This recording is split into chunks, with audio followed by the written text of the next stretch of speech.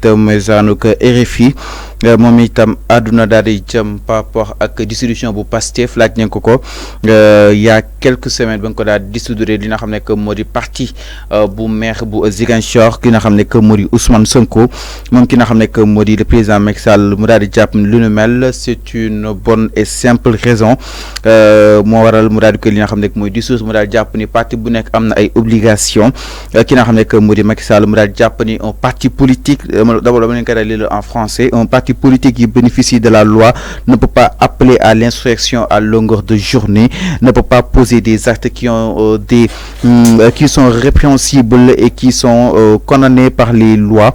C'est très clair, la loi est très claire. Quand un parti sort de son droit, il est dissous. Manikon président Macky Sall nee na mënul comprendre benn parti bi nga xam ni itam durant toute la journée day daal di woote pour ñu daal di génn taal dëkk bi appel à l'insurrection wala kon sax ay actes yu répréhensibles mu daal jàpp ne nag lu ne mel ku ko woote ñu daal lay dissoudre et que c'est très clair moo la daal di amal dissolution bu Pastef. Alors donc pour la première fois le président Macky Sall daal di àddu par rapport ak wàllu wu nu mel nee na loolu ko gën a motiver pour mu daal di koy amal par décret. Le président Macky Sall de préciser par ailleurs que ce n'est pas la première fois qu'un parti est dissous au Sénégal mu daal di jàpp ni dugguleet suñu daal di gis ni parti politique daal di koy tas fii si réew mi mieux dit-il il y a les voies de recours. D'ailleurs je pense qu'ils sont allés à la Cour suprême, c'est ça un état de droit. En France aussi on dissout des organisations. Comment voulez-vous qu'on accepte un parti qui appelle tous les jours à la destruction de l'état et du pays? Nous n'avons fait qu'appliquer la loi dans toute sa rigueur. Mu ne sax yéen waa France am na organisation yi nga xam ne tam da koy daal di tas ne que c'est pas la première fois ñu daal dissoudre un parti politique fii Sénégal et que li nga xam ne que moo di état bi moom moo daal di jël ay responsabilités que ni ñu ngi ci benn état de droit et que waa Pastef nag dissoudre ne li nga saisir ne li nga xam ne que moo di Cour suprême ñi xaar lu nu mel fan lay daal di war a mën a mujj day wane rek Sénégal que ni dëkku que li nga xam ne que moo di démocratie la waaye dëkk boo xam ne dafa am wàllu liberté de ton ak d'expression. Alors Arfan le président Macky Sall pour la première fois mu daal di addu daal di jëm si li ko motiver pour mu daal di dissoudre Pastef par décret li mu xam ne que ni mënul comprendre un parti politique durant toute une longueur de journée muy woote ay wàllu manifestation ak appel à l'insurrection. Oui, mais c'est le président de la République qui parle. C'est normal moom moo dissoudre le parti. Maintenant il faut que moom mu utal boppam ay lay, c'est-à-dire que faut que mu andi des preuves pourquoi il a dissous, pourquoi mu tas parti Pastef. Maintenant dégg nga lu mu wax ci bataaxal boo xamante ni moom nga lire léegi. C'est normal c'est dëkk boo xamante nee naa la on vit dans des textes, des lois et des réglementations. Maintenant bu fekkee lu mu wax loolu moo tax ñu dissoudre parti bi Pastef, mais pourquoi ils n'ont pas lancé une mise en demeure parti boobu pour mu bàyyi loolu bu fekkee insister na ci loolu ñu daal di ko dissoudre. Mais fii musuñu gis benn bataaxal boo xamante bu jógee ci ministre de l'intérieur pendant mars 2021 ba 2023 di artu ci parti boobu pour mu bàyyi kii loolu mooy maanaam ko ne ko mise en demeure ne ko lii ngay def nii bu fekkee bàyyi ko dinaa koy génne. Mais musul am loolu yéenekaay Sénégal yi fii musuñu titre ni que le parti Pastef a été mis en demeure par le ministre de l'intérieur. mooy maanaam ne ko bàyyi li ngay def nii di attendre un communiqué wala un décret bàyyi li ngay def ni sinon bu ñu eggee fii nii dinañu dissoudre. Mais loolu amul. ñoom dañoo xëy nii dissoudre parti bi ba pare ñi naan ay règlement ay droit dëkk yoon la un pays de droit ci yoon yi ci loi yi la ñu sukkandikoo dissoudre parti bi d'accord mën nañu wax loolu c'est normal parce que aussi c'est les textes sénégalais qui confèrent ce droit là au président de la République mu mën a dissoudre un parti. Ça c'est normal. Par décret. Par décret. Maintenant, ça aussi. Mais chaque parti a une ses obligations. Oui, mais bien sûr. Mais tout le temps va passer. Mais il faut prendre quel contexte, le contexte que Pastef a appelé à l'insurrection.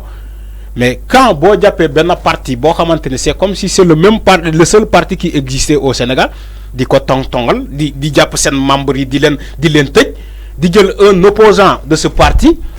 Di ko gaz lacrymogène di toj ay otoom ci simple fait muy rendre dem justice tout ça ñi gis ko vous continuez de man j'attendais mieux au président de la République de dire à ces FDS d'arrêter de casser les voitures de Ousmane Sonko voilà ñu encadrer ko sans aucun lacrymogène mu kii mais je n'ai jamais vu ça Je n'ai jamais vu les communications allant de sens, que ce soit le ministre de l'Intérieur ou le ministre de la Justice.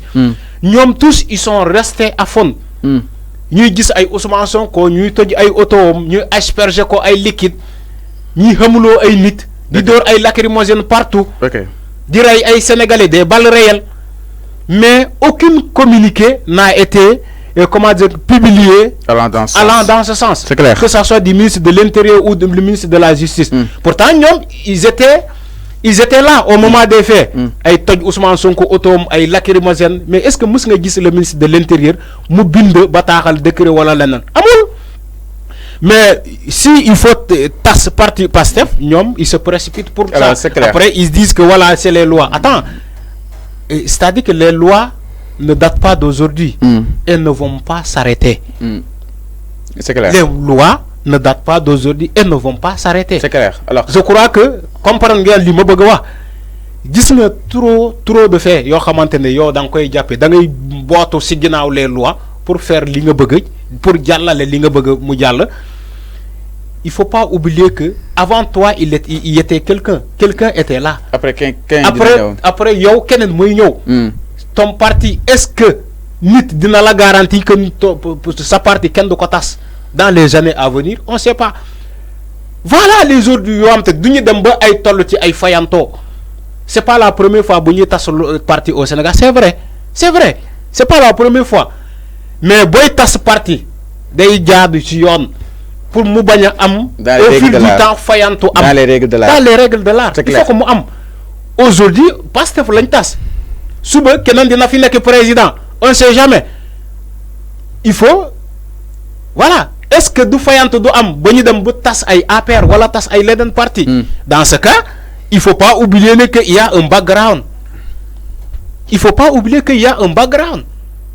Fofu la ñuy waxee. Kenn souhaité quoi man je n'ai jamais pour ay fayanto parce que man état continuité la. Gëm.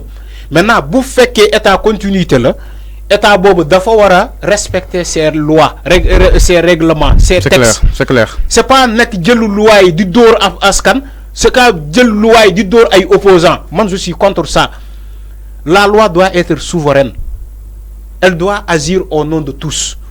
Qui bu togné loi bi intervenir.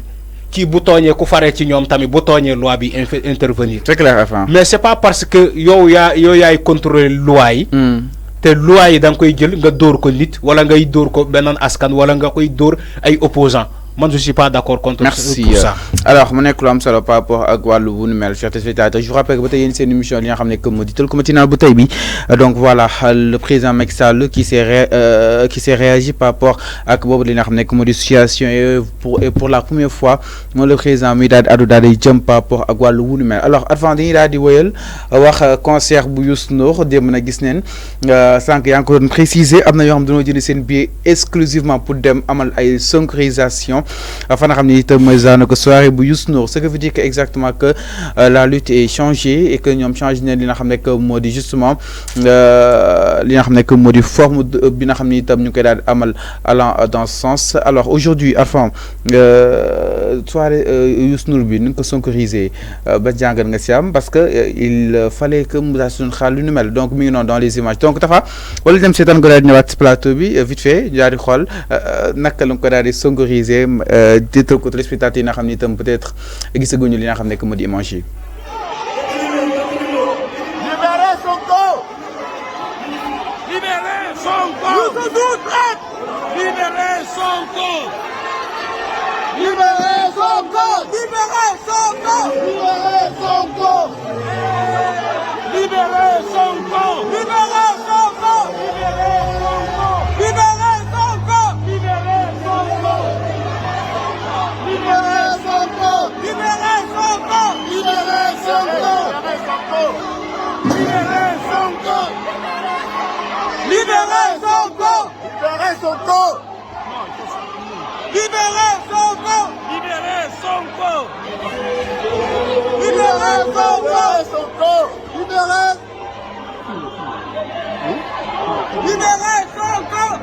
En bas d'injustice, libérez Sonko. Libérez Sonko. Libérez Sonko. Libérez Sonko. Libérez Sonko. Libérez Sonko. Libérez Sonko. libérez. Alors voilà, libéré Sonko loolu moo fa gënoon fës fa nga xam ni itam moo di sa diwaanu Paris mu nekk soirée bu Youssou Ndour ñu daal di jàpp ni Youssou Ndour il a été humilié par ses cris jëm si libération bu Ousmane Sonko Arfan. Tu sais, Youssou Ndour aussi a un acte de grandeur. C'est assez lié. Moi, quand j'ai vu le concert, j'ai regardé le concert en direct, mais Youssou Ndour, tu sais où? Quand il a dit aux gens, à son encadrement, de laisser les gens laisser un message. C'est un acte de grandeur. Il faut saluer la personne de Youssou Ndour. C'est vrai que Youssou Ndour, il faisait partie du gouvernement. Il était ministre conseiller de Macky Sall. Jusqu'à tout récemment, il démissionné, sa démission, au président de la République pour les membres de toujours du continuer ci parti bobu mo créé comme fait que match bolé. Mais jusqu'à présent, les gens xam Youssou Ndour bu mu doon dem même je crois son journal L'Observateur titré nako ba muy wone ni que Youssou Ndour réerowul ak Macky Sall, réerowul ak le président de la République Macky Sall. Donc ce qui veut dire que dafa dem ci coobareem Macky Sall moko jox feu vert mu dem bu fekkee réerowuñu c'est comme ça. Maintenant moo tax ñu bëri jàpp ni que Youssou Ndour il fait partie comment dirais-je du gouvernement. Maintenant si il faut jàllale message da ngay ñëw ba ci concert am nga jàllale sa message xamal ni ko ni mënoo si dara. Est-ce que comprendre nga c'est-à-dire que ñoom dañoo ñëw ci esprit fayanto.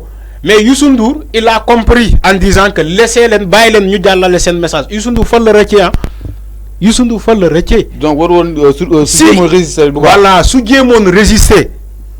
Su jéemoon résister, peut-être. OK. Mota Youssou Ndour, il a fait un acte de grandeur en disant laissez les bails ñu jàllale sen message tranquillement. Lolu mëno ko stopper. Xam nga li ma lay wax ci stade rek. La police qui veut coûte que coûte arrêter la sonkorisation ba ñu jaral leen sax ñu tas ay match moo tax ma ne loolu da ngay sonal sa bopp.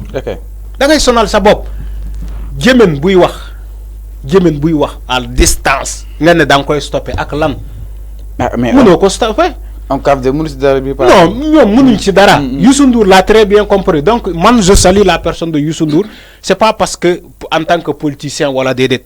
L'acte bu mu jël demb en laissant ces jeunes là exprimer sen bëgg-bëgg parce que non la war a doon dafa xam ni c'est des Sénégalais. ñoo xam lu leen nakari. loolu la ñuy jàll. c'est tout jàngat bi ma si am man par rapport ak li nga xam ni itam moo xew démb fa nga xam ni itam mooy zaanu ko Paris encore une fois day wane à juste titre que ni li nga xam ne que moo di aujourd'hui les jeunes changé na li nga xam ne que moo di fusil d'épaule bi c'est-à-dire dem neen ba jàpp ni ils sont coincés par rapport ak leen li nga xam ni itam peut-être bëgg nañ ko amal lu si mel ni F24 ak yenn si ay rassemblements yi nga xam ni itam bëgg nañ ko daal amal allant dans ce sens exiger la libération Ousmane Sonko et que quoi qu'on puisse nak li dina daal def effet parce que déggoon naa wax sax ñu ne Youssou Ndour waroon na ko daal di war a mën a xaar parce que y avait des gens spéciaux ñoo xam ni itam doon bi exclusivement pour daal dem yuuxu ko yuuxu ki nga xam ne que moo di turu Ousmane Sonko fa nga xam ni itam moo di suwaanu que Paris et que il faut se rendre à l'évidence que ni combat bi nag